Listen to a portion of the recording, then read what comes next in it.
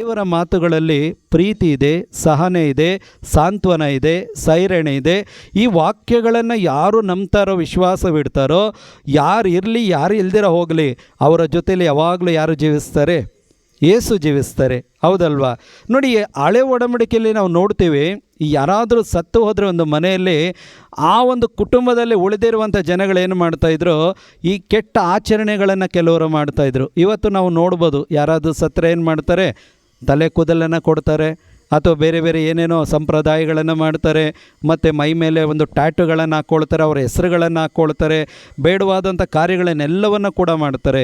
ಅದಕ್ಕೆ ದೇವರು ಈ ಮೋಶೆಗೆ ಧರ್ಮಶಾಸ್ತ್ರವನ್ನು ಕೊಡುವಾಗ ಈ ನೈತಿಕ ಧಾರ್ಮಿಕವಾದ ಒಂದು ಕಾರ್ಯಗಳ ಬಗ್ಗೆ ಹೇಳುವಾಗ, ಅಂದರೆ ನೀವು ಈ ಭೂಲೋಕದಲ್ಲಿ ಜೀವಿಸುವಾಗ, ನೀವು ಕುಟುಂಬವಾಗಿರುವಾಗ, ನಿಮ್ಮ ಕುಟುಂಬದಲ್ಲಿ ಯಾರಾದರೂ ತೀರಿ ಹೋದರೆ ಅನ್ಯ ಜನರು ಮಾಡುವ ಕಾರ್ಯಗಳನ್ನು ನೀವು ಮಾಡಬೇಡಿ ಅಂತೇಳಿ ಹೇಳ್ತಾರೆ. ಆ ವಾಕ್ಯ ಓದೋಣವಾ? ಯಾಜಕರ ಗ್ರಂಥ ಅಧ್ಯಾಯ 19 ವಾಕ್ಯ 28 ಓದಿ.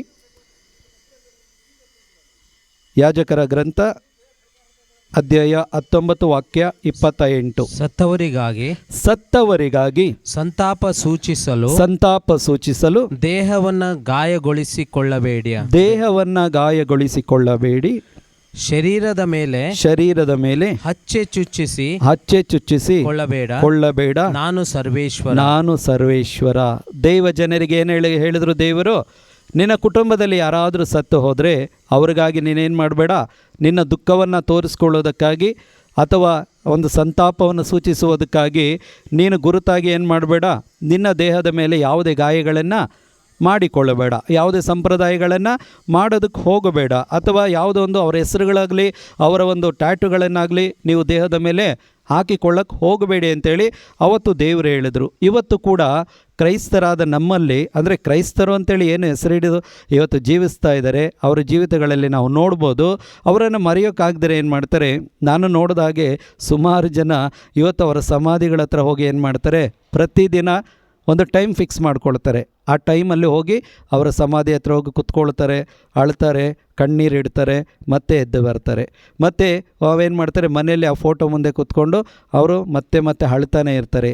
ನೋಡಿ, ಈ ಕಾರ್ಯ ಮಾಡುವವರು ಯಾರು ಅಂತ ಹೇಳಿದ್ರೆ ಯೇಸುವಿನ ಸರಿಯಾದ ತಿಳುವಳಿಕೆ ಇಲ್ಲದವರು ಮಾಡುವಂಥ ಕಾರ್ಯಗಳು, ವಾಕ್ಯದ ಸರಿಯಾದ ಅರ್ಥವನ್ನು ತಿಳಿದುಕೊಳ್ಳದಂಥ ಒಂದು ವ್ಯಕ್ತಿಗಳು ಮಾಡುವಂಥದ್ದು, ಜೀವನದ ಒಂದು ಸತ್ಯಾಂಶಗಳನ್ನು ತಿಳಿಯದವರು ಮಾಡುವಂಥ ಕಾರ್ಯಗಳಿದು. Price the lord. ನೋಡಿ, ಇವತ್ತು ಏನೇ ಆಗಿರ್ಬೋದು, ಹೌದು ದೇವರು ಕೊಟ್ಟರು. ಯಾಕೋಬ ಏನು ಹೇಳ್ತಾರೆ? ದೇವರು ಕೊಟ್ಟರು, ದೇವರು ಅವರನ್ನು ತೆಗೆದುಕೊಂಡ್ರು. ಈಗ ಸತ್ತು ಹೋಗುವವರು, ಇವತ್ತು ಬಿಟ್ಟು ಹೋಗುವವ್ರನ್ನ ನಾವು ಯಾರಾದರೂ ಹಿಡಿದಿಟ್ಕೊಳ್ಳೋಕ್ಕಾಗತ್ತಾ? ಇಲ್ಲ, ಆ ಮರಣಕ್ಕೆ ಪ್ರತಿಯಾಗಿ ಏನಾದರೂ ನಾವು ಕೊಡೋದಕ್ಕಾಗತ್ತಾ? ಅವರನ್ನು ಬಿಡುಗಡೆ ಮಾಡ್ಕೊಳ್ಳೋದಕ್ಕಾಗಿ? ದಾವೀದ ಹೇಳುತ್ತಾರೆ ನೋಡಿ, ಕೀರ್ತನೆಗಳು 49-40 ವಾಕ್ಯದಲ್ಲಿ ಇರಬೇಕು, ಅಲ್ಲಿ ತುಂಬ ಸುಂದರವಾಗಿ ಹೇಳ್ತಾರೆ ನೋಡಿ ದಾವೀದ. ಸಿರಿ ಸಂಪತ್ತು ಒಬ್ಬನನ್ನು ಉಳಿಸೋದಿಲ್ಲ ಅಂತೇಳಿ ಅಧ್ಯಾಯ ಇದೆ ಅಲ್ವಾ? 40ನೇ ಅಧ್ಯಾಯ ಇರಬೇಕಾ?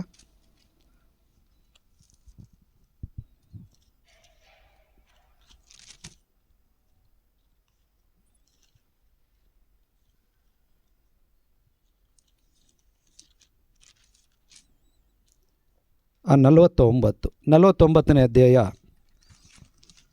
ವಾಕ್ಯ 8 ಓದ್ತೀರಾ? 8 ಮತ್ತು 9, 10 ಗಂಟೆ ಓದಿ. ಪ್ರಾಣಕ್ಕೆ ತೆರಬೇಕಾದ ಈಡು ಅಮೂಲ್ಯ,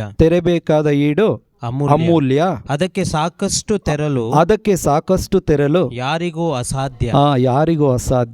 ಅಂದರೆ ಒಂದು ಪ್ರಾಣವನ್ನು ಉಳಿಸಿಕೊಳ್ಳೋದಕ್ಕೆ ಒಂದು ಅಮೂಲ್ಯವಾದದ್ದು ಬೇಕು, ಒಂದು ಪ್ರೀಶಿಯಸ್, ಬೆಲೆ ಕಟ್ಟಲಾಗದಂಥ ಒಂದು ಬೇಕು. ಅದು ಈ ಲೋಕದಲ್ಲಿ ಇಲ್ಲ. ಅದು ನಮಗೆ ಚೆನ್ನಾಗಿ ಗೊತ್ತಪ್ಪ. ಪೇತ್ರ ಹೇಳ್ತಾರೆ, ನಿನ್ನ ರಕ್ಷಣೆಗಾಗಿ ಕೊಟ್ಟಂಥ ಒಂದು ಅಮೂಲ್ಯವಾದದ್ದು ಯಾವುದು ಅಂತ ಹೇಳಿದರೆ ಅದು ಯೇಸು ಕ್ರಿಸ್ತರ ರಕ್ತ, ಪರಿಶುದ್ಧವಾದ ನಿಷ್ಕಳಂಕವಾದ ರಕ್ತವಾಗಿದೆ ಅಂತೇಳಿ ಇಲ್ಲಿ ಪೇತ್ರ ಹೇಳ್ತಾರೆ. ಇಲ್ಲಿ ದೇವರ ವಾಕ್ಯ ಹೇಳುತ್ತೆ, ಪ್ರಾಣಕ್ಕೆ ತೆರಬೇಕಾದ ಈಡು ಅಮೂಲ್ಯ, ಅದಕ್ಕೆ ಸಾಕಷ್ಟು ತೆರಲು ಯಾರಿಗೂ ಅಸಾಧ್ಯ. ಸಮಾಧಿಗಿಳಿಯದೆ ಸದಾ ಬಾಳುವ ಬಯಕೆ ಮಾನವ ಶಕ್ತಿಗೆ ಮೀರಿದ್ದು ಆ ಗಳಿಕೆ. ಅಂದರೆ ನಾವು ಸಮಾಧಿಗೆ ಇಳಿದಿರ ಪರ್ಮನೆಂಟ್ ಆಗಿ ಬದುಕಬೇಕು ಅಂತ ಹೇಳಿದ್ರೆ ಆ ಗಳಿಕೆ ಇದೆ ನೋಡಿ, ಆ ಸಂಪಾದನೆ ಇದೆ ನೋಡಿ, ಅದು ನಮ್ಮ ಕೈಯಲ್ಲಿ ಆಗೋದೇ ಇಲ್ಲ. ನಾವು ಈ ಶರೀರದಲ್ಲಿ ಒಂದಲ್ಲ ಒಂದು ದಿನ ಏನಾಗಿ ಹೋಗ್ತೇವೆ, ಸತ್ತು ಹೋಗ್ತೀವಿ. ಆದರೆ ಕ್ರಿಸ್ತ ಯೇಸುವಿನಲ್ಲಿಡುವಂಥ ಭರವಸೆ ಏನು ಮಾಡುತ್ತೆ ಅಂತ ಹೇಳಿದ್ರೆ ನಮ್ಮನ್ನು ಶಾಶ್ವತವಾದಂತಹ ನಿತ್ಯ ಜೀವಕ್ಕೆ ಕರೆದುಕೊಂಡು ಹೋಗುವಂಥ ಕಾರ್ಯವಾಗಿದೆ. ಅದಕ್ಕೆ ಇದು ದಾವೀದ ಹೇಳ್ತಾರೆ, ಸಮಾಧಿಗಿಳಿಯದೆ ಸದಾ ಬಾಳುವ ಬಯಕೆ, ಅಂದರೆ ಪ್ರತಿಯೊಬ್ಬರ ಆಸೆ ಏನೋ ನಾವು ಸಾಯಬಾರ್ದು ಅಂತೇಳಿ. ಆದರೆ ಆ ಕಾರ್ಯ ಆಗಲ್ಲ. ಎಲ್ಲರಿಗೂ ಗೊತ್ತು, ಒಂದಲ್ಲ ಒಂದು ದಿನ ನಾವು ಸಾಯ್ತೇವೆ. ಆದರೆ ಈಗಂತೂ ಪ್ರೆಸೆಂಟ್ ಒಂದು ಸಿಚುವೇಶನ್ ನೋಡಿದ್ರೆ ಗ್ಯಾರಂಟಿನೇ ಇಲ್ಲ. ನಾವು ಕಳೆದ ವಾರ ನಾನು ಅಂತೋಣಿ ಬ್ರದರ್ ಮೈಸೂರಿಗೆ ಹೋಗಬೇಕಾದ್ರೆ ನಾವು ಇದು ಫೇಸ್ಬುಕ್ಕಲ್ಲಿ ಒಂದು ನೋಡ್ತಾ ಇದ್ದೆ. ಒಂದು ಟಿಪ್ಪರ್ ಲಾರಿ ಏನಾಗಿತ್ತು, ಬಸ್ ಮೇಲೆ ಬಿದ್ದೋಗಿ ಸುಮಾರು ಒಂದು ಆಂಧ್ರದಲ್ಲಿರಬೇಕು, ಒಂದು 23 ಜನ ಏನೋ ಸತ್ತು ಹೋದರು ಕಳೆದ ವಾರ. ಅದನ್ನು ತೋರಿಸಿ ಅಣ್ಣ ನೋಡಿ ಅಣ್ಣ ಅಂತೇಳಿ ಹೇಳಿದಾಗ, ಹೌದು ಬಲ್ಲು, ನಾವು ಬದುಕಿರೋದೇ ದೇವ್ರ ಕರುಣೆ, ಇವತ್ತು ಹೋಗ್ತಾ ಇರೋದು ದೇವ್ರ ಕರುಣೆ. ಇವತ್ತು ನೋಡಿ ಅವ್ರು ಹೋಗ್ತಾ ಇರೋರು ಬಸ್ ಅವ್ರಿಗೆ ಗೊತ್ತಿತ್ತ ಬೆಳಗ್ಗೆ ಅವ್ರ ಮನೆ ಬಿಟ್ಟಾಗ ಸಾಯ್ತೀವಿ ಅಂತೇಳಿ. ಆದರೆ ನೋಡಿ ಟಿಪ್ಪರ್ ಲಾರಿ ಏನಾಯಿತು, ಇವತ್ತು 20 ಜನ ಸತ್ತು ಹೋದರು. ಅದರಲ್ಲಿ ಎಷ್ಟು ಜನ ಮಕ್ಕಳು ಏನು ಅನ್ನೋದು ಗೊತ್ತಿಲ್ಲ. ಆದರೆ ಇವತ್ತು ನಾವು ಹೋಗ್ತಾ ಇದ್ದೀವಿ, ಸುರಕ್ಷಿತವಾಗಿ ಹೋಗ್ತಾ ಇದ್ದೀವಿ, ನಾವು ಬರ್ತಾ ಇದ್ದೀವಿ ಅಂತ ಹೇಳಿದ್ರೆ, ಹಾಗಿದ್ರೆ ನಮಗೆ ಯಾರಿದ್ದಾರೆ? ಯೇಸು ನಮ್ಮ ಜೊತೆಯಲ್ಲಿದ್ದಾರೆ ಅಂತೇಳಿ ಅವತ್ತು ಅವ್ರು ಹೇಳುವಾಗ ಖಂಡಿತವಾಗಿ ಅದೇ ಅವತ್ತಿನ ಪ್ರಾರ್ಥನೆ ಕೂಡ ಅದೇ ಆಗಿತ್ತು. ಅಲ್ಲಿ ದೇವರ ವಾಕ್ಯಗಳು ಕೂಡ ಅದೇ ಆಗಿತ್ತು. ದೇವರು ಯಾವ ರೀತಿಯಾಗಿ ನಮ್ಮ ಜೊತೆಯಲ್ಲಿದ್ದ ನಮ್ಮನ್ನು ಮುನ್ನಡೆಸ್ತಾರೆ ಅಂತೇಳಿ. ಮುಂದೆ ವಾಕ್ಯ ಓದ್ತೀರಿ ಬ್ರದರ್, 10ನೇ ವಾಕ್ಯ. ಬುದ್ಧಿಜೀವಿಗಳು ಸಾಯುವುದು ಖಂಡಿತ, ಮೂರ್ಖ ಮಂದಗತಿಗಳ ಅಳಿವು ನಿಶ್ಚಿತ. ಮೂರ್ಖ ಮಂದಗತಿಗಳ ಅಳಿವು ಕೂಡ, ಅಂದರೆ ಬುದ್ಧಿವಂತರು ಸಾಯ್ತಾರೆ, ಅಜ್ಞಾನಿಗಳು ಕೂಡ ಸಾಯಲೇಬೇಕು. ಒಂದಲ್ಲ ಒಂದು ದಿನ ಎಲ್ಲರೂ ಕೂಡ ಸಾಯಲೇಬೇಕು. ಆದರೆ ಇವತ್ತು ನೋಡಿ, ಈ ಕುಟುಂಬದಲ್ಲಿ ಏನಿವತ್ತು ಅವರ ತಾಯಿಯನ್ನು ಅವರು ಕಳೆದುಕೊಂಡಿರ್ಬೋದು, ಆದರೆ ಆ ಒಂದು ಸಾಂತ್ವನ, ಸಂತಾಪ, ನಾವು ಏನು ಹೇಳ್ತೀವಿ, ಅವರಿಗೆ ಧೈರ್ಯವನ್ನು ಏನು ಹೇಳ್ತೀವಿ, ಆ ಕ್ಷಣಕ್ಕೆ ಅವರಿಗೆ ಆ ಒಂದು ಸಮಾಧಾನ ಸಿಗಬಹುದು.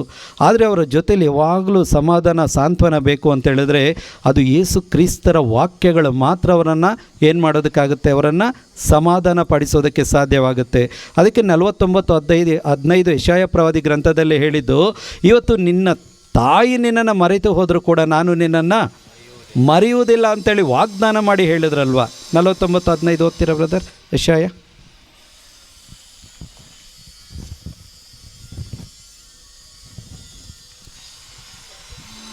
ಹೆತ್ತ ತಾಯಿಗೆ ತನ್ನ ಕಂದನ ಪ್ರೀತಿ ಬತ್ತಿ ಹೋಗುವುದುಂಟೆ. ಹೆತ್ತ ತಾಯಿಗೆ ತನ್ನ ಕಂದನ ಪ್ರೀತಿ ಬತ್ತಿ ಹೋಗುವುದುಂಟೆ. ಆಕೆ ತನ್ನ ಮೊಲೆಗೂಸನ್ನು ಮರೆತು ಬಿಡುವುದುಂಟೆ. ಒಂದು ವೇಳೆ ಆಕೆ ಮರೆತರು ನಾನು ನಿನ್ನನ್ನು ಮರೆಯೇನು. Price the lord. ಇಷ್ಟು ವರ್ಷಗಳ ಕಾಲ ಸಹೋದರಿಗೆ ಆ ಪ್ರೀತಿ ಸಿಗ್ತಾ ಇತ್ತು, ಈಗ ಆ ಪ್ರೀತಿ ಸಿಗ್ತಾ ಇಲ್ಲ. ಯಾಕೆ ಅಂತ ಹೇಳಿದ್ರೆ ಅವರು ಜೀವದಲ್ಲಿ ಇದ್ದರು, ಶಾರೀರಿಕವಾಗಿ ಜೊತೆಯಲ್ಲಿದ್ದರು, ಆ ಪ್ರೀತಿಯನ್ನು ಅವರು ಅನುಭವಿಸೋದಕ್ಕಾಗ್ತು, ನೋಡೋದಕ್ಕಾಗ್ತಾ ಇತ್ತು. ಆದರೆ ಇಲ್ಲಿ ದೇವರು ಹೇಳ್ತಾರೆ, ನೀವು ಅವ್ರ ಜೊತೆಯಲ್ಲಿದ್ದಾಗ ಮಾತ್ರ ಪ್ರೀತಿಯನ್ನು ನೀವು ಅನುಭವಿಸೋದಕ್ಕಾಗೋದು. ಈಗ ಎತ್ತ ತಾಯಿ ಮರೆತಿಲ್ಲ. ಎತ್ತ ತಾಯಿ ತನ್ನ ಜೀವ ಇರುವವರೆಗೂ ಕೂಡ ತನ್ನ ಕುಟುಂಬವನ್ನು, ತನ್ನ ಮಕ್ಕಳನ್ನು ಆಕೆ ಏನು ಮಾಡಲ್ಲ, ಒಂದು ದಿನವೂ ಕೂಡ ಬಿಟ್ಟು ಕೊಡೋದಿಲ್ಲ. ಆದರೆ ಇಲ್ಲಿ ದೇವರ ವಾಕ್ಯ ಹೇಳುತ್ತೆ, ಒಂದು ವೇಳೆ ಆಕೆ ಮರೆತರು ನಾನು ನಿನ್ನನ್ನು ಮರೆಯೇನು. ಅಂದರೆ ನಿನ್ನ ಜೀವಮಾನವೆಲ್ಲ ನಿನ್ನ ಜೊತೆಯಲ್ಲಿದ್ದು ನಾನು ನಿನ್ನನ್ನು ನಡೆಸ್ತೇನೆ. ನಿನಗೆ ಯಾವ ತಾಯಿ ಪ್ರೀತಿ ಇತ್ತೋ ಅದಕ್ಕಿಂತಲೂ 100 ಮಡಿಯಷ್ಟು ನಾನು ನಿನಗೆ ಆ ಪ್ರೀತಿಯನ್ನು ಕೊಡ್ತೇನೆ. ಇವತ್ತು ಆ ಸಹೋದರಿಗೆ ದೇವರ ವಾಕ್ಯಗಳು ಚೆನ್ನಾಗಿ ಗೊತ್ತು. ಆಕೆ ಮಿನಿಸ್ಟ್ರಿಯಲ್ಲಿದ್ದಾಳೆ, ಆಕೆಗೆ ನಾವೇನು ಹೇಳಬೇಕಾಗಿಲ್ಲ. ಆಕೆ ಇನ್ನೂ 10 ಜನಕ್ಕೆ ಹೇಳುವಂಥ ಒಂದು ಧೈರ್ಯವನ್ನು, ಜ್ಞಾನವನ್ನು ಯಾರು ಕೊಟ್ಟಿದ್ದಾರೆ? ದೇವರು ಕೊಟ್ಟಿದ್ದಾರೆ. ಆ ದೇವರಿಗೆ ಎಷ್ಟು ಸ್ತೋತ್ರ ಹೇಳಬೇಕಲ್ವ. ಯಾಕೆ ಇವತ್ತು ಆ ವಾಕ್ಯಗಳನ್ನು ದೇವರು ಆಕೆಗೆ ತಿಳಿಸಿ ಕೊಟ್ಟಿದ್ದಾರೆ ಅಂತ ಹೇಳಿದ್ರೆ, ನೋಡಿ, ಇಂಥ ಪರಿಸ್ಥಿತಿಗಳಲ್ಲಿ ಆಕೆ ಹೊರಗಡೆ ಬರೋದು ಮಾತ್ರವಲ್ಲ, ಇವತ್ತು ಇಡೀ ಲೋಕದಲ್ಲಿ ಅನೇಕ ಕುಟುಂಬಗಳಲ್ಲಿ, ನಮ್ಮ ಅಕ್ಕಪಕ್ಕದಲ್ಲಿ ಈ ಒಂದು ಆ ಘಟನೆಗಳು ನಡೀತಾನೆ ಇರುತ್ತೆ. ನಾವು ಯಾವ ರೀತಿಯಾಗಿ ಅದರಿಂದ ಓವರ್ಕಮ್ ಮಾಡಿರ್ತೀವಲ್ವ, ಹೊರಗಡೆ ಬಂದಿರ್ತೀವಲ್ವ, ಅದೇ ರೀತಿಯಾಗಿ ಬೇರೆಯವರನ್ನು ಕರೆದುಕೊಂಡು ಬರುವಂತಹ ಒಂದು ಜವಾಬ್ದಾರಿಯನ್ನು, ಕರ್ತವ್ಯವನ್ನು ದೇವರು ನಮಗೆ ಕೊಟ್ಟಿದ್ದಾರೆ. Price the lord. ಹಾಲೆಲೂಯ್ಯ. ಆಕೆ ತಾಯಿ ಇರುವವರೆಗೂ ಕೂಡ ಪ್ರೀತಿಯನ್ನು ಆಕೆ ಅನುಭವಿಸಿದ್ಲು. ಆದರೆ ಇನ್ನು ಮುಂದೆ ಅದಕ್ಕಿಂತಲೂ ಉತ್ಕೃಷ್ಟವಾದದ್ದು, ನಿಷ್ಕಪಟವಾದಂಥ ಪ್ರೀತಿಯನ್ನು ಆಕೆ ತನ್ನ ತಾಯಿಯಾದ ಯೇಸು ಕ್ರಿಸ್ತರ ಬಳಿ ಆಕೆ ಅನುಭವಿಸ್ತಾಳೆ. Praise the lord. ಹಾಲೆಲೂಯ್ಯ. ಇವತ್ತು ಆ ವಾಕ್ಯಗಳು ಸಕಲ ವಿಧವಾದ ಸಾಂತ್ವನವನ್ನು ನೀಡುವಂಥ ವಾಕ್ಯಗಳು. ಯಾವ ಮನುಷ್ಯರು ಕೊಡೋದಕ್ಕಾಗಲ್ಲ. ಅಂಥ ಒಂದು ಸಾಂತ್ವನ ದೇವರ ವಾಕ್ಯಗಳು ಪ್ರತಿಯೊಂದು ವ್ಯಕ್ತಿಗೂ ಕೊಡೋದಕ್ಕೆ ಇವತ್ತು ಆಸೆ ಪಡ್ತಾ ಇದೆ ಪ್ರಿಯರೇ. ಅದಕ್ಕೆ ಹೇಳಿದ್ದು ದೇವರ ವಾಕ್ಯದಲ್ಲಿ ಜೀವ ಇದೆ.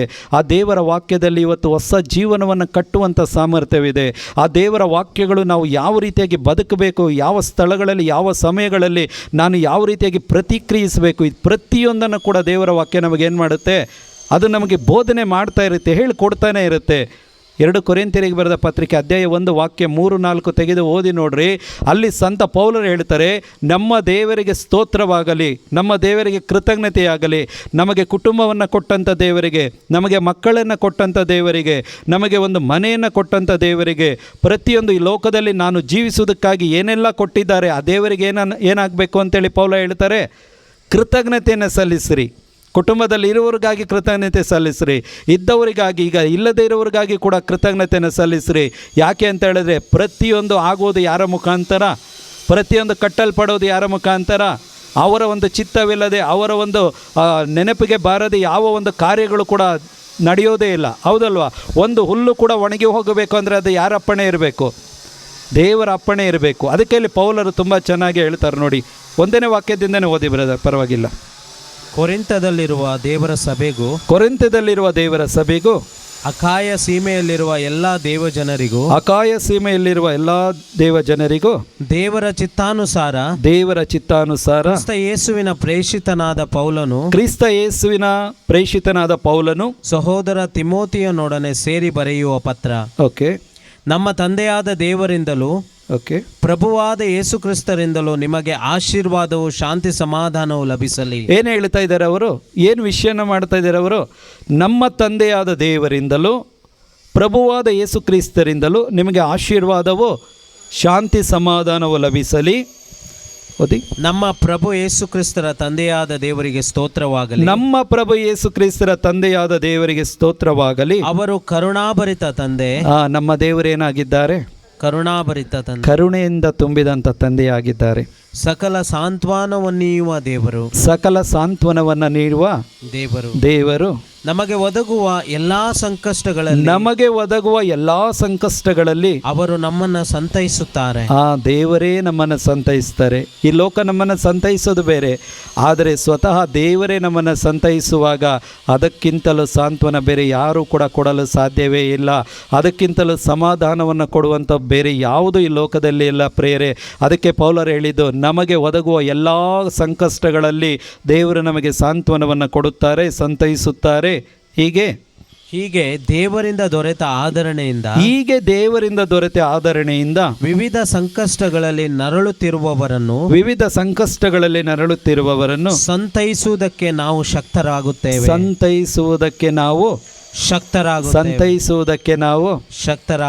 ನನ್ನ ಜೀವಿತದಲ್ಲಿ ಏನಾಗ್ತಾ ಇದೆಯೋ ಅದನ್ನು ನಾನೂ ಕೂಡ ಎಲ್ಲವನ್ನ ತಾಳ್ಮೆಯಿಂದ, ಸಹನೆಯಿಂದ ಸಹಿಸಿಕೊಳ್ಳುವಂಥ ಆ ಒಂದು ಶಕ್ತಿಯನ್ನು, ಸಾಮರ್ಥ್ಯವನ್ನು ದೇವರ ವಾಕ್ಯದಿಂದ ನಾನು ಪಡೆದುಕೊಳ್ತೇನೆ.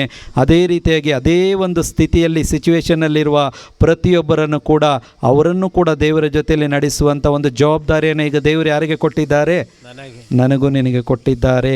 Price the lord. Hallelujah, hallelujah, hallelujah. ಆದ್ದರಿಂದ ಮರಣವನ್ನು ಯಾರೂ ಕೂಡ ತಪ್ಪಿಸೋದಕ್ಕಾಗಲ್ಲ. ಆದರೆ ಮರಣವನ್ನು ಜಯಿಸಿದಂಥ ದೇವರೊಬ್ಬರಿದ್ದಾರೆ, ಅವರೇ ಯೇಸು ಕ್ರಿಸ್ತರಾಗಿದ್ದಾರೆ.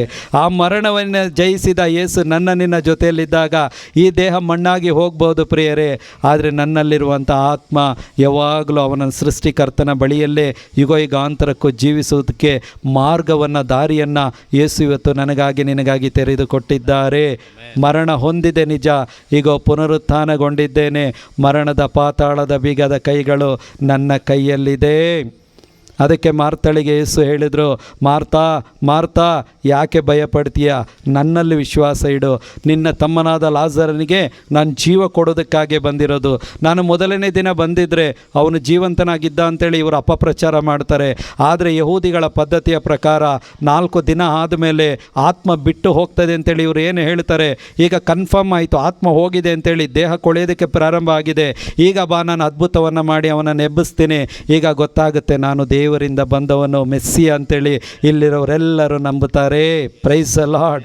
Hallelujah, hallelujah, hallelujah. ಇವತ್ತು ಏನೇ ಅಪಪ್ರಚಾರಗಳಾದರೂ ಕೂಡ ಪ್ರಿಯರೇ, ನಿಜವಾದ ವಿಶ್ವಾಸಿಯ ಜೀವನದಲ್ಲಿ ದೇವರ ಅದ್ಭುತಗಳನ್ನು ಮಾಡ್ತಾರೆ. ಅದು ಯಾವ ರೀತಿಯಾದ ಅದ್ಭುತಗಳು ಅಂತ ಹೇಳಿದ್ರೆ, ಅವನೂ ಜೀವಿಸ್ತಾನೆ, ತನ್ನಲ್ಲಿರುವವರನ್ನು ಕೂಡ ಜೊತೆ ಜೊತೆಯಾಗಿ ಜೀವನಕ್ಕೆ ಕರೆದುಕೊಂಡು ಹೋಗ್ತಾನೆ. Price the lord. ಹಾಲೆಲೂಯ್ಯ. ಇವತ್ತು ಆ ದೇವರು ಏನಾಗಿ ನಮ್ಮ ಜೊತೆಯಲ್ಲಿದ್ದಾರೆ? ಏನಾಗಿದ್ದಾರೆ? ಸಂತೈಸುವ ತಾಯಿಯಂತೆ ನಮ್ಮ ಜೊತೆಯಲ್ಲಿದ್ದಾರೆ.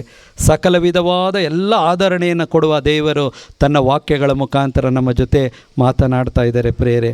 ಆ ಯೇಸು ಕ್ರಿಸ್ತರು, ಆ ತಂದೆ ದೇವರನ್ನು ನೋಡಿ ನಾವೆಲ್ಲರೂ ಕೂಡ ಒಂದು ಕೃತಜ್ಞತೆಯನ್ನು ಹೇಳಿ ನಾವು ಆರಾಧನೆ ಮಾಡೋಣ. ಇಷ್ಟು ವರ್ಷಗಳು ಅವರ ತಾಯಿ ಅವರ ಮನೆಯಲ್ಲಿದ್ದರು. ಇವತ್ತು ಅವರು ಹೋಗಬೇಕಾದಂಥ ದಿನ ಬಂತು, ಅವರು ಹೋದರು, ಹೌದಲ್ವಾ? ಈಗ ನಾವು ಉಳಿದಿರುವ ನಾವು ಏನು ಮಾಡಬೇಕು? ಇವರ ಕುಟುಂಬದ ಪರವಾಗಿ, ಇವರ ಪರವಾಗಿ ದೇವರಿಗೆ ಕೃತಜ್ಞತೆಯನ್ನು ನಾವು ಸಲ್ಲಿಸೋಣ, ಆರಾಧನೆಯನ್ನು ಮಾಡೋಣ. ಯಾಕೆಂತೇಳಿದ್ರೆ ಇವತ್ತು ಅದೇ ದಾರಿಯಲ್ಲಿ ನಾವು ಕೂಡ ಒಂದು ದಿನ ಹೋಗ್ತೇವೆ. ಯಾವ ಸಮಾಧಿಯಲ್ಲಿ ನೀವು ಹೋಗಿ ಆಕೆಯನ್ನು ನೀವು ಮಣ್ಣು ಮಾಡಿ ಬಂದ್ರಿ, ಆ ಸಮಾಧಿ ಇವತ್ತು ನಮಗೆ ನೆನಪಿಗೆ ತರಬೇಕು. ಈ ಒಂದು ಸಮಾಧಿಯಲ್ಲಿ ನನಗೊಂದು ಸ್ಥಳ ಇದೆ. ಅದು ಯಾವಾಗ ಅಂಥೇಳಿ ನನಗೆ ಗೊತ್ತಿಲ್ಲ, ಆದರೆ ಅದು ಯೇಸು ಕ್ರಿಸ್ತರಿಗೆ ಮಾತ್ರ ಗೊತ್ತು. ಆದರೆ ಅಲ್ಲಿ ಹೋಗುವ ಮೊದಲು ನಾನು ನನ್ನ ಒಂದು ಆತ್ಮವನ್ನು ಉಳಿಸಿಕೊಳ್ಳುವಂಥ ಕಾರ್ಯವನ್ನು ಮಾಡಬೇಕು. ಆ ಆತ್ಮವನ್ನು ಉಳಿಸುವುದಕ್ಕಾಗಿ ಬಂದವರು, ಮನುಷ್ಯರಾಗಿ ಲೋಕಕ್ಕೆ ಬಂದವರು ಪ್ರಭು ಯೇಸು ಕ್ರಿಸ್ತರು. ಆ ಯೇಸು ಕ್ರಿಸ್ತರನ್ನು ನಂಬುವಂಥ ಎಲ್ಲ ಒಂದು ದಾರಿಗಳನ್ನು ಇವತ್ತು ತೆರೆದುಕೊಟ್ಟಿದ್ದಾರೆ. ಇವತ್ತು ನಾನು ಏನು ಮಾಡಬೇಕು? ಅವರಲ್ಲಿ ವಿಶ್ವಾಸವಿಟ್ಟು ದೇವರ ಸಂಬಂಧಕ್ಕೆ ಬರಬೇಕು. ಆ ಕಾರ್ಯ ಆಗಲಿ ಅಂತೇಳಿ ನಾವು ಈ ಗೀತೆಯ ಮುಖಾಂತರ ನಾವು ಆರಾಧನೆ ಮಾಡುತ್ತಾ ನಾವು ಪ್ರಾರ್ಥನೆ ಮಾಡೋಣ. ಸಾಧ್ಯವಾದವರು ಎದ್ದು ನಿಂತ್ಕೊಳ್ಳೋಣ. ಆಗದೇ ಇದ್ದರೆ ಪರವಾಗಿಲ್ಲ, ಕುಳಿತುಕೊಂಡು ನಾವು ದೇವರನ್ನು ಆರಾಧನೆ ಮಾಡೋಣ. ಸಂತೈಸುವ ತಾಯಿಯಂತೆ ನನ್ನೇಸು ನನ್ನನು, ಸಂತೈಸುವ ತಾಯಿಯಂತೆ ನನ್ನೇಸು ನನ್ನನು. Hallelujah, hallelujah, hallelujah, hallelujah, hallelujah, hallelujah, hallelujah, hallelujah. ಒರಗಿಸುವ ಎದೆಯಲ್ಲಿ ಮನಭಾರವ ನೀಗುವ, ಒರಗಿಸುವ ಎದೆಯಲ್ಲಿ ಮನಭಾರವ ನೀಗುವ, ಒರಗಿಸುವ ಎದೆಯಲ್ಲಿ ಮನಭಾರವ ನೀಗುವ, ಒರಗಿಸುವ ಎದೆಯಲ್ಲಿ ಮನಭಾರವ ನೀಗುವ, ಸಂತೈಸುವ ತಾಯಿಯಂತೆ ನನ್ನೇಸು ನನ್ನನು, ಸಂತೈಸುವ ತಾಯಿಯಂತೆ ನನ್ನೇಸು ನನ್ನನು. ಹೌದು ಪ್ರಿಯರೇ, ಚಿಕ್ಕ ವಯಸ್ಸಿನಿಂದ ಕರ ಹಿಡಿದ ನಡೆಸಿದವರು, ನಮಗೆ ಬುದ್ಧಿಯನ್ನು ಕಲಿಸಿದವರು, ನಮಗೆ ಬೇಕಾದ ಎಲ್ಲ ಪಾಲನೆ ಪೋಷಣೆ ಮಾಡಿದವರು ನಮ್ಮ ತಂದೆ ತಾಯಿಗಳು, ನಮ್ಮ ಕುಟುಂಬದವರು, ನಮ್ಮ ಪ್ರೀತಿ ಪಾತ್ರರು ನಮ್ಮನ್ನು ಬಿಟ್ಟು ಅಗಲಿ ಹೋಗುವಾಗ ಖಂಡಿತವಾಗಿ ನಮಗೆ ನೋವಾಗ್ತದೆ, ನಮಗೆ ತುಂಬ ದುಃಖವಾಗ್ತದೆ. ಮನೆಯಲ್ಲಿ ಅವರ ವಸ್ತುಗಳನ್ನು, ಅವರ ಸ್ಥಳಗಳನ್ನು, ಅವರು ಓಡಾಡುತ್ತಿದ್ದಂತಹ ಸ್ಥಳಗಳನ್ನು ನೋಡುವಾಗ ಖಂಡಿತವಾಗಿ ನಮ್ಮ ಜ್ಞಾಪಕಕ್ಕೆ ಬರುವುದುಂಟು. ಆದರೂ ಭಯಪಡಬೇಡಿ ಅಂತೇಳಿ ಯೇಸು ಹೇಳ್ತಾ ಇದ್ದಾರೆ. ನಾನು ಸಕಲ ವಿಧವಾದ ಸಾಂತ್ವನವನ್ನು ಕೊಡುವ ದೇವರು, ನಿಮ್ಮ ಕೈ ಹಿಡಿದು ನಡೆಸುವ ದೇವರು, ನಿಮ್ಮನ್ನು ಕಣ್ಮಣಿಯಂತೆ ಕಾಯುವ ದೇವರು, ನಾನೇ ನಿಮ್ಮ ಜೊತೆ ಇರುತ್ತೇನೆ. ಹೆತ್ತ ತಾಯಿ ಹೋದರೇನು, ನಾನು ನಿನ್ನ ಜೊತೆಯಲ್ಲಿರ್ತೇನೆ ಎಂಬುದಾಗಿ ಯೆಶಾಯ 49:15 ಹೇಳುವ ಹಾಗೆ ಇವತ್ತು ಆ ಯೇಸು ಇಂಥ ಕುಟುಂಬಗಳ ಜೊತೆಯಲ್ಲಿದ್ದಾರೆ. ವಿಶ್ವಾಸಿಗಳ ಪ್ರತಿಯೊಬ್ಬರ ಜೊತೆಯಲ್ಲಿ ಆ ಯೇಸು ಇದ್ದು ನಡೀತಾ ಇದ್ದಾರೆ. ಪ್ರೇರೆ, ಇವತ್ತು ನಮ್ಮ ಜೊತೆಯಲ್ಲಿರುವಂಥ ಆ ಯೇಸುವನ್ನು ನಾವು ಕೂಡ ನೆನಪಿಸಿಕೊಂಡು ನಾವು ಅವರಿಗೆ ಒಂದು ಸ್ತೋತ್ರವನ್ನು, ಒಂದು ಥ್ಯಾಂಕ್ಸನ್ನು ಹೇಳೋಣ ಈ ಸಮಯದಲ್ಲಿ. ಕರ ಹಿಡಿದು ನಡೆಸುವ ಕಣ್ಮಣಿಯಂತೆ ಕಾಯುವ, ಕರ ಹಿಡಿದು ನಡೆಸುವ ಕಣ್ಮಣಿಯಂತೆ ಕಾಯುವ, ಕರ ಹಿಡಿದು ನಡೆಸುವ ಕಣ್ಮಣಿಯಂತೆ ಕಾಯುವ, ಕರ ಹಿಡಿದು ನಡೆಸುವ ಕಣ್ಮಣಿಯಂತೆ ಕಾಯುವ, ಸಂತೈಸುವ ತಾಯಿಯಂತೆ ನನ್ನೇಸು ನನ್ನನು, ಸಂತೈಸುವ ತಾಯಿಯಂತೆ ನನ್ನೇಸು ನನ್ನನು, ಜೀವ ಕೊಟ್ಟನು ನನಗಾಗಿ ನನ್ನ ಪಾಪವ ಹೊತ್ತನು, ಜೀವ ಕೊಟ್ಟನು ನನಗಾಗಿ ನನ್ನ ಪಾಪವ ಹೊತ್ತನು. ಹೌದು ಪ್ರಿಯರೇ, ನಾವು ಪಾಪದಲ್ಲಿ ಸಾಯಬಾರ್ದು, ನಾವು ಪಾಪದಲ್ಲಿ ಸತ್ತು ನರಕಾಗ್ನಿಗೆ ಗುರಿಯಾಗಬಾರ್ದು. ನಾವು ದೇವರಿಂದ ಸೃಷ್ಟಿಸಲ್ಪಟ್ಟಂಥ ಜನಗಳು, ನಾವು ದೇವರ ಕಲಾಕೃತಿಗಳಾಗಿದ್ದೇವೆ. ನಾವು ಒಳ್ಳೆಯದನ್ನೇ ಮಾಡಿ ಬದುಕಬೇಕು ಅಂತೇಳಿ ದೇವರು ನಮ್ಮೊಬ್ಬೊಬ್ಬರನ್ನು ಈ ಲೋಕದಲ್ಲಿ ಸೃಷ್ಟಿ ಮಾಡಿದ್ದಾರೆ. ಆದ್ದರಿಂದಲೇ ಯೇಸು ಕ್ರಿಸ್ತರು ನಿನ್ನ ಪಾಪಗಳನ್ನು ಶಿಲುಬೆ ಮೇಲೆ ಹೊತ್ತು ನಮ್ಮನ್ನು ಪಾಪದ ಬಂಧನದಿಂದ ಬಿಡುಗಡೆ ಮಾಡಿದ್ದಾರೆ. ನಮ್ಮೊಬ್ಬೊಬ್ಬರನ್ನು ಕೂಡ ಪರಿಶುದ್ಧರು ಅಂತೇಳಿ ಕರೆದಿದ್ದಾರೆ, ದೇವರ ಮಕ್ಕಳು ಅಂತೇಳಿ ಅವರು ಆಯ್ಕೆ ಮಾಡಿಕೊಂಡಿದ್ದಾರೆ. ತನ್ನ ಪರಿಶುದ್ಧವಾದ ರಕ್ತದಿಂದ ತೊಳೆದು ತನ್ನ ವಾಕ್ಯಗಳಿಂದ ಸವರಿದ ಕವಲು ಬಳ್ಳಿಗಳಾಗಿ ನಮ್ಮೊಬ್ಬೊಬ್ಬರನ್ನು ಮಾರ್ಪಡಿಸಿದ್ದಾರೆ. ನಾವು ಪಾಪಿಗಳಾಗಿದ್ದಾಗಲೇ ಯೇಸು ನನಗಾಗಿ ನಿನಗಾಗಿ ಶಿಲುಬೆ ಮರದ ಮೇಲೆ ಅವರು ಸತ್ತರು. ಯಾಕೆ ಅಂತ ಹೇಳಿದ್ರೆ ನಾವು ದೇವರ ಕೋಪಕ್ಕೆ ಗುರಿಯಾಗಬಾರ್ದು ಅಂತೇಳಿ ಆ ದೇವರ ಮಧ್ಯದಲ್ಲಿ ಮಧ್ಯಸ್ಥರಾಗಿ ನನಗೂ ದೇವರಿಗೂ ಅವರು ಇವತ್ತು ಸಂಧಾನ ಮಾಡಿ ಅವರು ಸುರಿಸಿದ ರಕ್ತ ಧಾರೆಯ ಮುಖಾಂತರ ಪರಲೋಕಕ್ಕೂ ಭೂಲೋಕಕ್ಕೂ ಇವತ್ತು ಸಂಧಾನ ನಡೀತಾ ಇದೆ. ನಾವು ಯಾರೂ ಕೂಡ ಪಾಪದಲ್ಲಿ ಸಾಯಬಾರ್ದು ಅಂತೇಳಿ ನಾವು ಒಬ್ಬೊಬ್ಬರು ಕೂಡ ರಕ್ಷಕನಲ್ಲಿ ವಿಶ್ವಾಸವಿಡಬೇಕು. ನಾವು ಒಬ್ಬೊಬ್ಬರು ಕೂಡ ಸ್ವರ್ಗ ಸಾಮ್ರಾಜ್ಯವನ್ನು ಸೇರಬೇಕು. ನಾವು ಯುಗ ಯುಗಾಂತರಕ್ಕೂ ಯೇಸುವಿನ ಜೊತೆಯಲ್ಲಿ ಜೀವಿಸಬೇಕು ಅಂತೇಳಿಯೇ ತಂದೆಯ ಒಂದು ಆಸೆಯಾಗಿದೆ, ತಂದೆಯ ಒಂದು ಉದ್ದೇಶವಾಗಿದೆ. ಆದ್ದರಿಂದಲೇ ಯೇಸು ಕ್ರಿಸ್ತರನ್ನು ಇಡೀ ಲೋಕ ತಿಳಿದುಕೊಳ್ಳಬೇಕು. ಆದ್ದರಿಂದಲೇ ಇಡೀ ಲೋಕಕ್ಕೆ ಶುಭ ಸಂದೇಶವನ್ನು ಸಾರಲಾಗ್ತಾ ಇದೆ. ಇವತ್ತು ಕೂಡ ಅದೇ ಕಾರ್ಯ ಇವತ್ತು ನಿಮ್ಮ ಮಧ್ಯದಲ್ಲಿ ಇಲ್ಲಿ ನಡೀತಾ ಇದೆ. ಆ ದೇವರಿಗೆ ಸ್ತೋತ್ರವಾಗಲಿ, ಆರಾಧನೆಯಾಗಲಿ. ಯೇಸು ನನಗಾಗಿ ನಿನಗಾಗಿ ಶಿಲುಬೆ ಮೇಲೆ ರಕ್ತವನ್ನು ಸುರಿಸಿದರು. ಯೇಸು ನನಗಾಗಿ ನಿನಗಾಗಿ ಸ್ವರ್ಗದ ಬಾಗಿಲನ್ನು ತೆರೆಯುವುದಕ್ಕಾಗಿ ಅವರು ಈ ಲೋಕದಲ್ಲಿ ಕುರುಬನಾಗಿ ಹುಟ್ಟಿ ಬಂದರು. ಯೇಸು ಹೇಳಿದರು, ಈಗೋ ನಾನೇ ಕುರಿಯ ಹಟ್ಟಿಗೆ ಬಾಗಿಲಾಗಿದ್ದೇನೆ. ಆ ಬಾಗಿಲ ಒಳಗಡೆ ಹೊರಗಡೆ ಹೋಗುವವರು ಉತ್ತಮವಾದ ಆಹಾರವನ್ನು ಕಂಡುಕೊಳ್ಳುತ್ತಾರೆ, ಅವರು ಸುರಕ್ಷತೆಯಿಂದ ಜೀವಿಸ್ತಾರೆ ಎಂಬುದಾಗಿ ಯೇಸು ಆ ದಿನ ಹೇಳಿದರು. ಇವತ್ತು ಆ ಯೇಸು ಉತ್ತಮ ಕುರುಬನಾಗಿ ನಮ್ಮ ಮಧ್ಯದಲ್ಲಿ ಜೀವಿಸ್ತಾ ಇದ್ದಾರೆ. ಆ ಯೇಸುವನ್ನು ನೋಡಿ ಹೇಳೋಣ.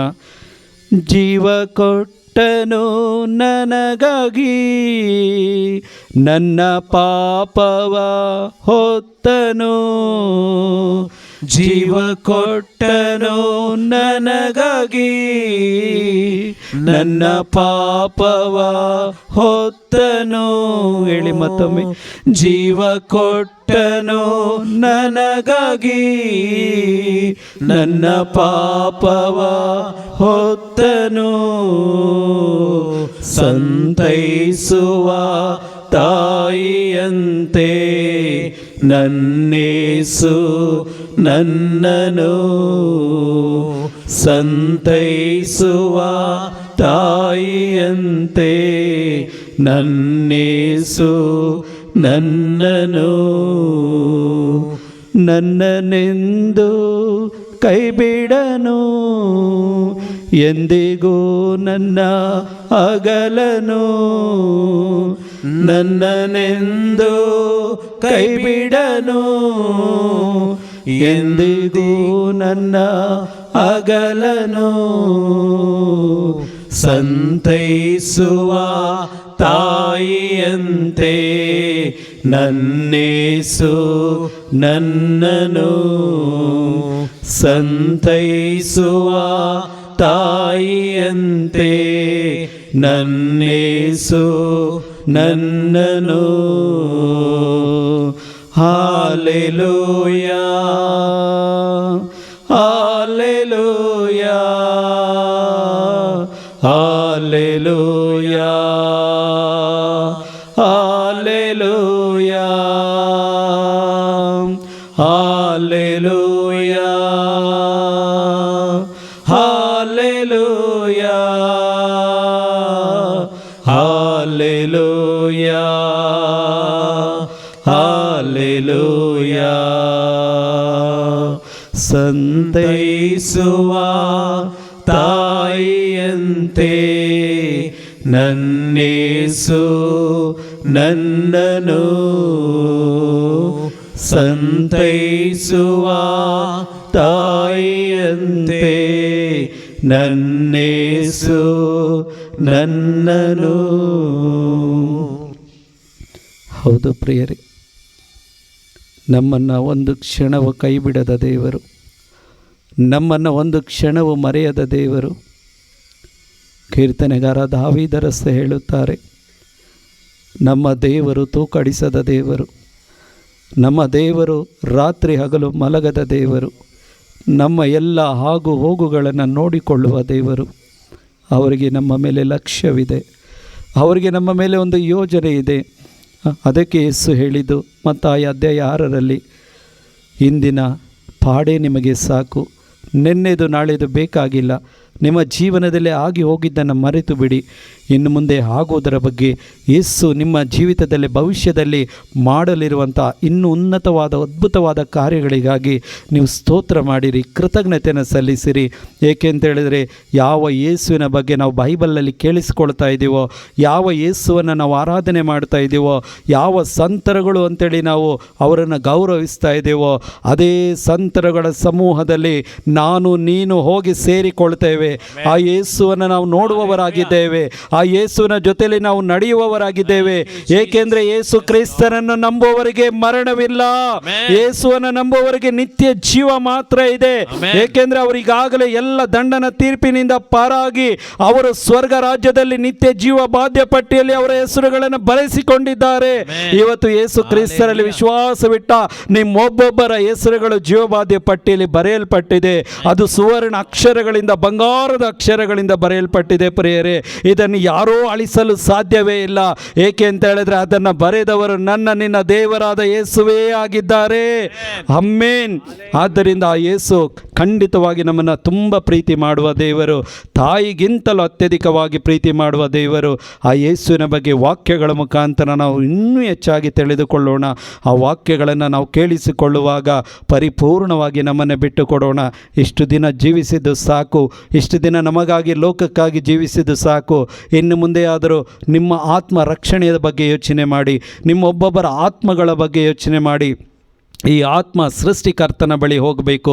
ಉಪದೇಶಕ 12:7 ಹೇಳುವ ಹಾಗೆ, ಮಣ್ಣಿನಿಂದ ಆದ ದೇಹ ಮಣ್ಣಿಗೆ ಸೇರತಕ್ಕದ್ದು, ಆತ್ಮವಾದರೂ ತನ್ನ ಸೃಷ್ಟಿಕರ್ತನ ಬಳಿ ಹೋಗಬೇಕು ಅಂತೇಳಿ ಅಲ್ಲಿ ದೇವರ ವಾಕ್ಯ ಬರೆಯಲ್ಪಟ್ಟಿದೆ. ಪ್ರಿಯರೇ, ಇವತ್ತು ಆ ವಾಕ್ಯಗಳನ್ನು ರಕ್ಷಣೆ ಮಾಡಿಕೊಳ್ಳುವಂಥ ಅವಕಾಶಗಳು ಇವತ್ತು ನಮ್ಮ ಕೈಯಲ್ಲಿದೆ. ಇರುವಂಥ ಈ ಸಮಯವನ್ನು ಪ್ರತಿಯೊಬ್ಬರು ಕೂಡ ಒಳ್ಳೆಯ ರೀತಿಯಾಗಿ ನಾವು ಉಪಯೋಗವನ್ನು ಮಾಡಿಕೊಳ್ಳೋಣ. ಅದಾಗಲಿ ಪವಿತ್ರ ಆತ್ಮರು ಒಬ್ಬೊಬ್ಬರಿಗೂ ಸಹಾಯ ಮಾಡಲಿ, ಆ ವಾಕ್ಯಗಳು ಜೀವವಾಗಿ ಒಬ್ಬೊಬ್ಬರಲ್ಲಿ ಕಾರ್ಯ ಮಾಡಲಿ. ತಂದೆಯಾದ ದೇವರೇ, ನಿಮ್ಮ ಮಗನಾದ ಯೇಸು ಕ್ರಿಸ್ತರ ನಾಮದಲ್ಲಿ ನಾವು ಕೇಳಿದ್ದನ್ನು ಪ್ರಾರ್ಥಿಸಿದ್ದನ್ನು ಬೇಡಿ ಹೊಂದಿಕೊಂಡಿದ್ದೇವೆ. ಆಮೇನ್.